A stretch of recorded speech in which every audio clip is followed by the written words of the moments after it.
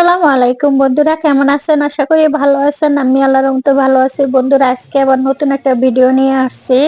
আজকের ভিডিওটা হচ্ছে নদীর পোয়া মাছ রান্না করব, সেই রেসিপিটা নিয়ে আসছি। এখানে আমি সরষের তেল ব্যবহার করছি, আর এখানে আমি 5-6টা পেঁয়াজ দিচ্ছি, আর দিয়ে দিচ্ছি কাঁচা মরিচ। এখানে আমি একটু ভাজা দিয়ে নিব পেঁয়াজ মরিচ। আমি একটু ভালো করে ভাজা দিয়ে তারপরে আমি দিয়ে দেব মশলা।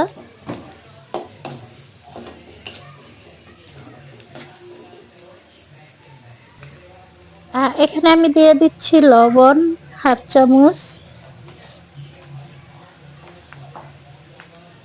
হলুদের গুঁড়া 1/2 চামচ। যেহেতু আমি কাঁচা মরিচ ব্যবহার করছি, একটু ঝাল দিব, দিয়ে দিচ্ছি 1 চামচ মরিচের গুঁড়া। আর দিয়ে দিচ্ছি পরিমাণ মতন জিরার গুঁড়া, ধনিয়ার গুঁড়া, যেহেতু আমি কাঁচাটাও ইউজ করব। আর এটা আমি রান্না করব জলপাই দিয়ে। জলপাই দিয়ে খেতে অনেক মজা লাগে। এখন আমি সবকিছু তেলের ভিতরে ভাজা দিয়ে অনেক পানি দিয়ে দিব। পানি দিয়ে এখন আমি একটু কষাইতে রাখবো।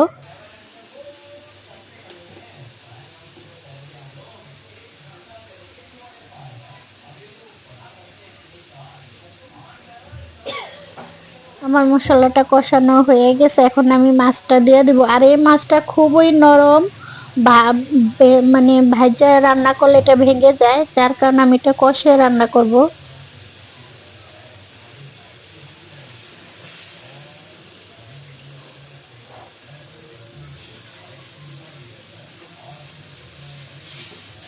এটা খেতে অনেক টেস্টি, আর এই মাছটা আমার খুবই ফেভারিট। এই পোয়া মাছ, ইলিশ মাছ, চিংড়ি মাছ, এই জিনিসটি আমার খুবই মজা লাগে খেতে অন্য অন্য মাছের থেকে।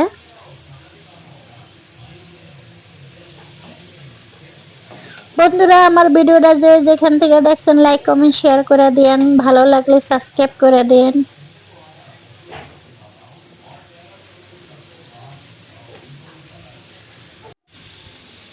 আমার মাছটা কষানো হয়ে গেছে, এখন একটু লাড়াচাড়া দিয়ে আমি পানি দিয়ে দিব। আর এই মাছটা বেশি লাড়াচাড়া দেওয়া যায় না, ঢেকে যায়।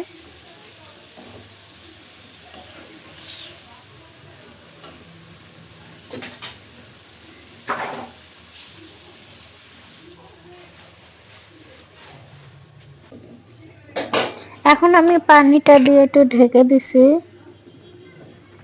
এখন আমি জলপাইটা দিয়ে দিব। এখানে 2টা বড় বড় জলপাই ইউজ করছি।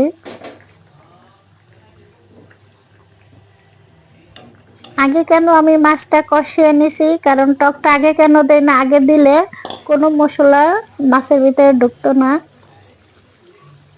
যার কারণে আমি পরে দিছি। আর এখানে আমি ধনেপাতা দিয়ে দিচ্ছি।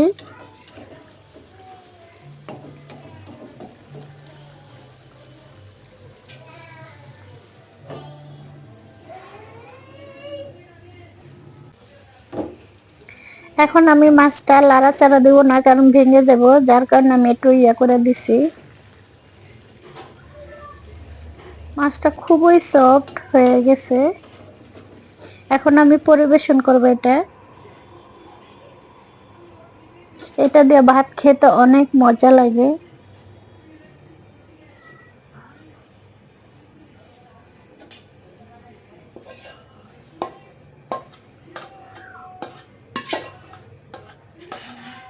বন্ধুরা, আমার ভিডিওটা কেমন হয়েছে বন্ধুরা কমেন্টে জানিয়ে দেবেন।